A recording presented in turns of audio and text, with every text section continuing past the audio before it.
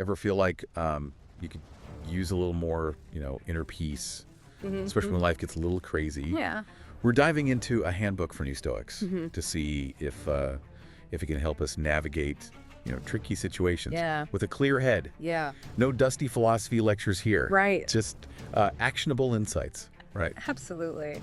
What I find so refreshing about this book is how practical it is. I mean, it doesn't get bogged down in abstract theories. Right. It just gives you a framework, I think, for building a life of resilience and purpose. Absolutely. Like having a toolkit for dealing with challenges and stuff. Yeah. And the foundation of that toolkit seems deceptively simple. Right. Focusing on what you can control. But how does that actually work in practice? Well, I think it starts with recognizing the difference Okay. between what's within your sphere of influence, like your thoughts, your reactions, your choices, and then what's external beyond your control, other people's actions, world events. Right. Even unexpected, health issues. Right. Okay, that makes sense, but I'm already anticipating, myself slipping up. Yeah. Can you give an example of how a Stoic might handle a situation that would typically, send most people into a tailspin? Imagine you're, completely blindsided. Okay. That dream job you were counting on falls through. Oh, yeah. Someone without that Stoic mindset might spiral into self-doubt, right? Or blame the universe for their misfortune. Oh, yeah, for sure. A Stoic, however, would acknowledge the disappointment, but then swiftly shift their focus to what they can control in that moment. Okay. Things like updating their resume, networking, exploring new opportunities. So it's about accepting what is, and then, channeling your energy towards, moving forward. Moving forward. But doesn't that approach almost seem cold? Right. Like you're suppressing natural emotions. That's a common misconception. Stoicism isn't about eliminating emotions. Okay. It's about responding to them in a way that empowers you rather than letting them control you. Okay. In fact, the book even talks about harnessing anger as fuel for action. Okay. But, doing so in a controlled and rational way. There's a whole section on anger. There is. Now, that's something I think we can all relate to. Yes? Tell me more about that. The Stoics viewed anger as a form of temporary madness, a complete loss of control that seldom leads to a positive outcome. They actually had a 3-step process for dealing with it. Okay. I'm all ears. Let's break down those steps. The first step is learning to recognize the initial warning signs of anger. Okay. That familiar feeling in the pit of your stomach, the urge to lash out, the sudden heat in your face. Those are your cues to pause. Awareness is key. I can see how that would be important. What's next? The second step is all about hitting the pause button. Okay. Instead of immediately reacting, create space for reflection.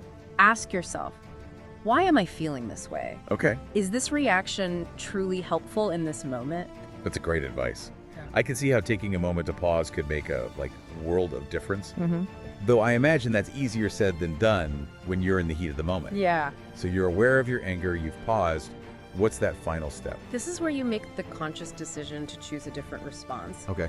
The Stoics were big proponents of removing yourself from anger-inducing situations, if possible, right? Okay. Seeking out a calm environment, maybe even using humor to kind of diffuse the building tension. Right. Anything to regain control. Essentially, you're short-circuiting that anger before it consumes you and hijacking your better judgment. Exactly. That makes a lot of sense. And one of the most, I think, powerful techniques they suggest is to ask yourself, what would my hero do in this situation? That's an interesting concept. Yeah. So it's not about being emotionless, but rather responding to situations with the same, thoughtful consideration we admire in others. Absolutely. It's about aspiring to be your best self, even when facing difficult situations. Right.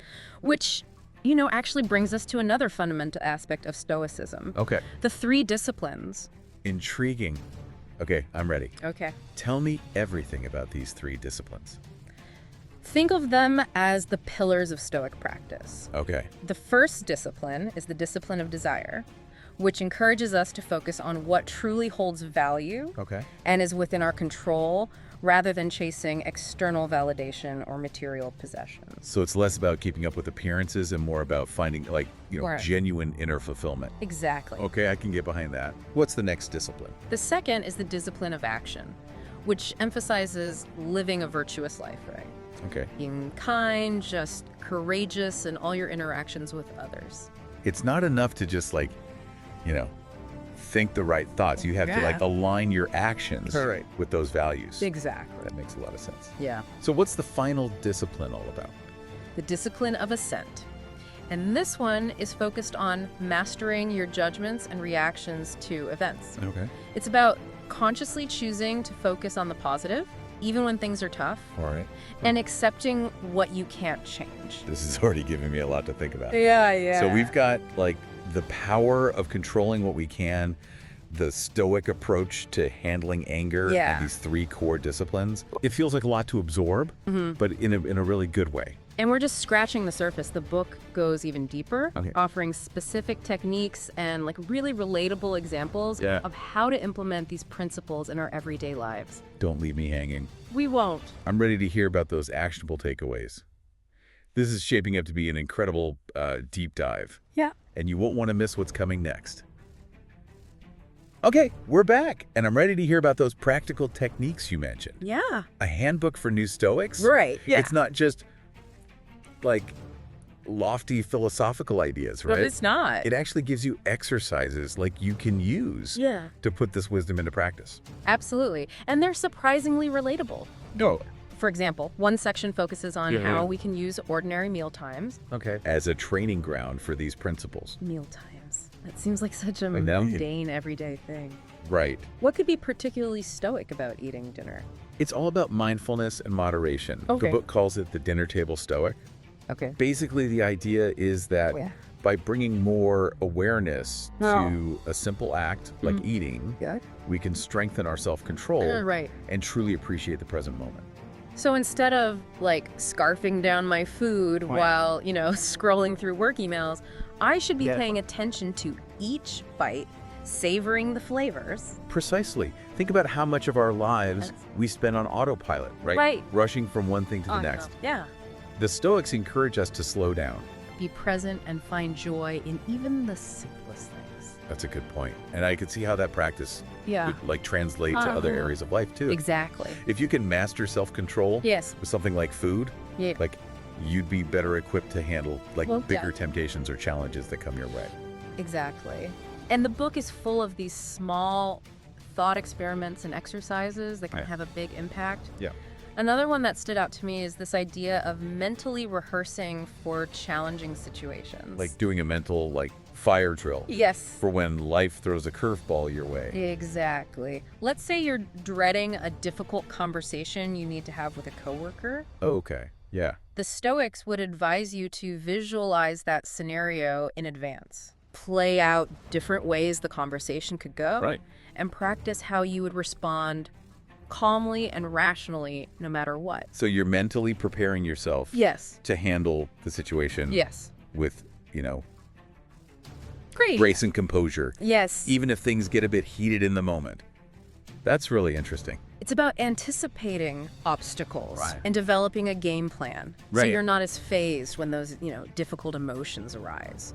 Okay, that makes a lot of sense. But what about those times when you're caught completely off guard? Yeah. Like say someone cuts you off in traffic and you feel that surge of road rage. Yeah. How do you apply Stoicism in the heat of the moment?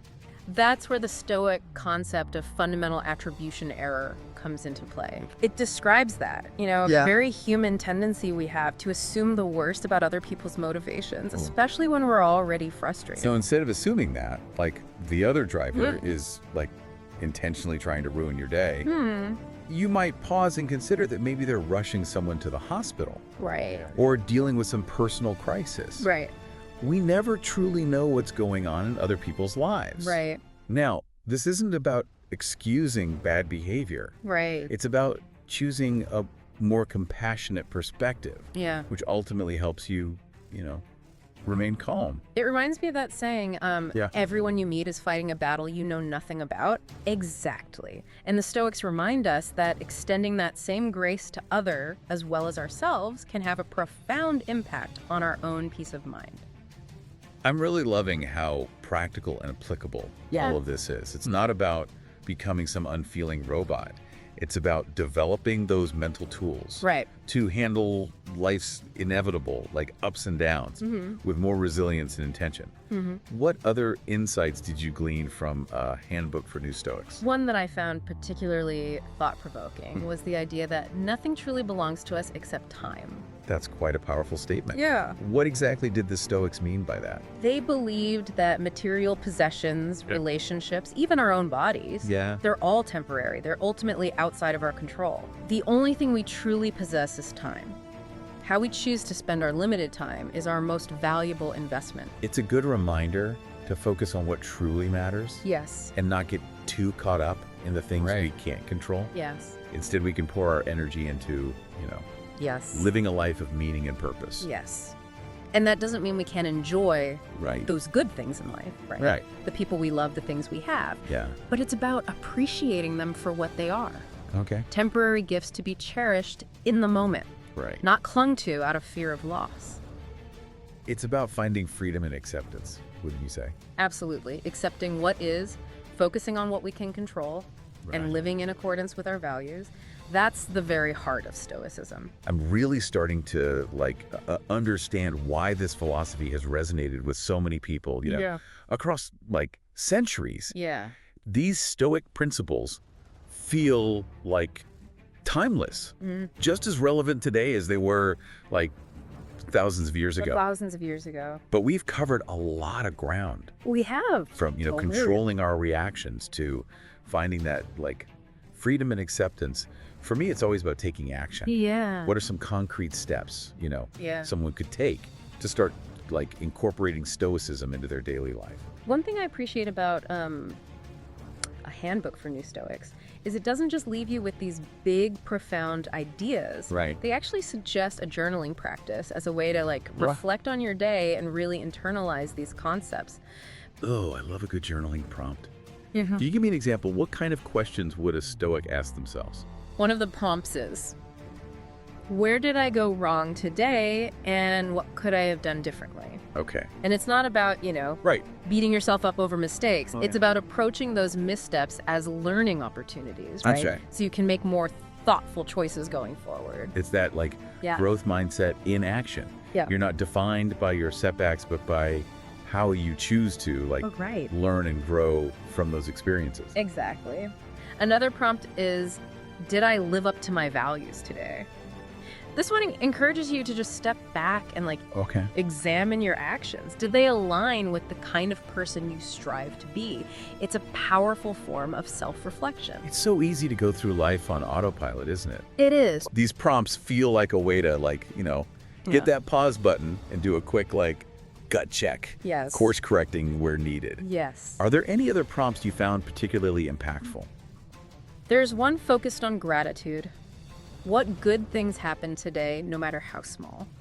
Okay. The Stoics understood that even in the midst of challenges, there's always something to appreciate. Right. If we take the time to notice. It's like you're actively training your mind to, seek out those glimmers of positivity. Yeah. Which can be incredibly powerful in shifting your overall outlook. And the beauty of it is the more you practice these principles, right? Yeah. The more natural they become in your daily life. It's not about achieving some perfect state of stoicism overnight, It's a journey, continuous growth and self-discovery. I love that. So for someone listening to this deep dive and feeling, inspired and wanting to give Stoicism a try, what advice would you give them? I'd say pick one technique that really resonated with you and commit to practicing it consistently for a week. Okay. It could be the mealtime mindfulness practice, the mental rehearsal technique, or even just, choosing one Stoic quote each morning to reflect on throughout your day. Small steps, big impact. I love that approach. Exactly. Because even small shifts in perspective can make a world of difference in how we experience life. This has been such an insightful deep dive into a handbook for new Stoics. I feel like I've gained so many valuable tools and perspectives for navigating life's inevitable challenges. It's inevitable. With more grace and resilience. Absolutely. And it's been a pleasure sharing these insights with you.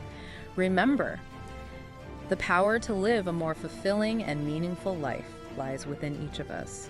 Thank you for watching. If you're passionate about learning and want to level up your knowledge, make sure to hit that subscribe button. On our channel, we break down the best books into easy-to-digest summaries that will help you become smarter, think critically, and make better decisions. Don't miss out on your chance to grow and stay ahead.